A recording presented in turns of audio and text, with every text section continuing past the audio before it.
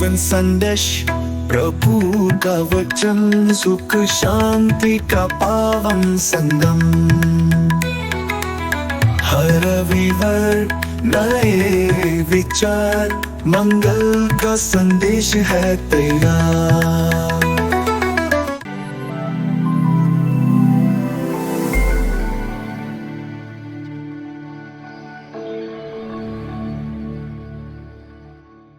ख्रिस्त में प्यारे भाई और बहनों, आज सामान्य काल का 15वां रविवार है। आज के पहले पाठ विधि विवरण ग्रंथ में बताया गया है कि ईश्वर की आज्ञाएं हमारे बहुत पास हैं। वे कोई मुश्किल चीज नहीं है जो केवल स्वर्ग या समुद्र पार जाकर पाई जाए। ईश्वर का वचन हमारे पास ही है, वह हमारे मुख और हृदय में है, यानी हम इसे समझ सकते हैं और जी भी सकते हैं। इसका मतलब है कि ईश्वर चाहता है कि हम प्रेम और आज्ञाकारिता का जीवन जिएं। दूसरे पाठ में कोलोसियों को लिखित पत्र में संत पौलुस हमें बताते हैं कि यीशु मसीह ईश्वर का दृश्य रूप है। वे सब सृष्टि से पहले थे और सब चीजें उन्हीं के द्वारा बनी हैं। वे हमारे लिए क्रूस पर मरे और हमारे और पिता ईश्वर के बीच मेल कराए। उन्होंने हमें पाप से बचाया और शांति की स्थापना की। अब हम आते हैं आज के मुख्य सुसमाचार पर, जहां एक धर्मशास्त्री ने यीशु से पूछा, मैं अनंत जीवन पाने के लिए क्या करूं?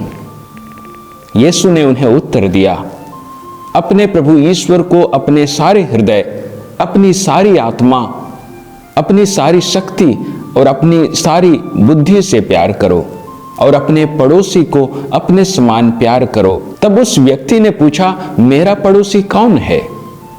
यीशु ने उन्हें एक सुंदर दृष्टांत सुनाई। एक व्यक्ति को डाकुओं ने पीटकर अधमरा छोड़ दिया था। एक याजक और एक लेवी आए। उन्होंने उसे देखा लेकिन रुके नहीं, वे चल गए। फिर एक सामरी आया।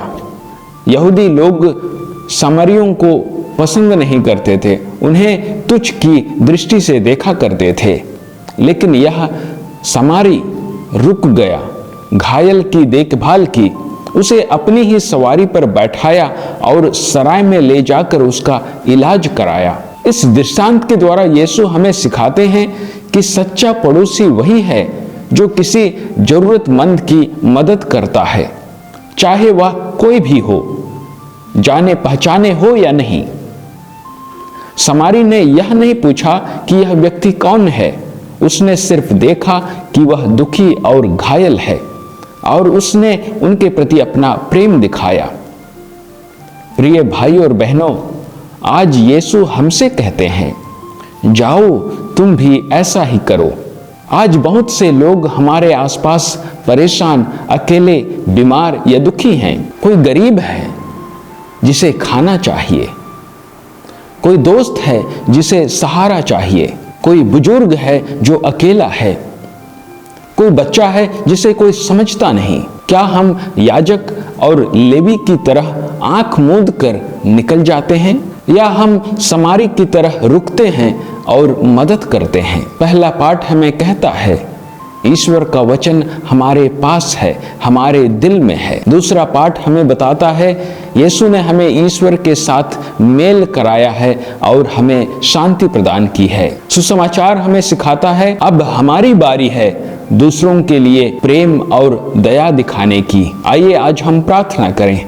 हे यीशु, तूने जब हमें पाप में घायल देखा तो तूने हमें नहीं छोड़ा। आपने हमें पाप के गर्त में से उठाया, चंगा किया और हमें नया जीवन प्रदान किया। अब हमें भी यह अनुग्रह दे कि हम दूसरों के लिए रुकें, समय दें, प्रेम करें और उन्हें मदद करें। हमें आपके समान सेवा का हृदय प्रदान कर। आमीन।